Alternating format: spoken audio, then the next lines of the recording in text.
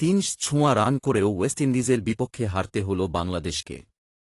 শুরুতেই টাইগার বোলারদের তোপের মুখে পড়লেও শাই হোপ আর রাদারফোর্ডের দুর্দান্ত ব্যাটিংয়ে ৫ উইকেটের জয় পায় ওয়েস্ট ইন্ডিজ। সেন্ট কিটসের ওয়ার্নার পার্কে শুরু হওয়া ম্যাচে টস জিতে ব্যাটিং নেয় বাংলাদেশ। ওপেনার তানজিদ তামিম, ৪-এ নামা অধিনায়ক মেহেদী মিরাজ ও মাহমুদুল্লাহর ব্যাটে ভর করে ৬ উইকেটে ২৯৪ রান তোলে বাংলাদেশ। বাংলাদেশের হয়ে সর্বোচ্চ ৭৪ রান করেন মেহেদী মিরাজ। এছাড়া ওপেনার তানজিদ তামিম ৬০ আর মাহমুদুল্লাহ অপরাজিত থাকেন ৫০ রানে।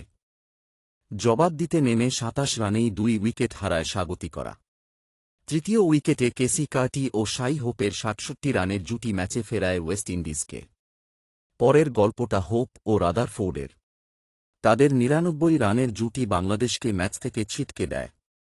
রাদারফোর্ডের ৭১ রানের ইনিংসটি সাজানো ছিল ৭টি ৪ আর ৮টি ৪-এ।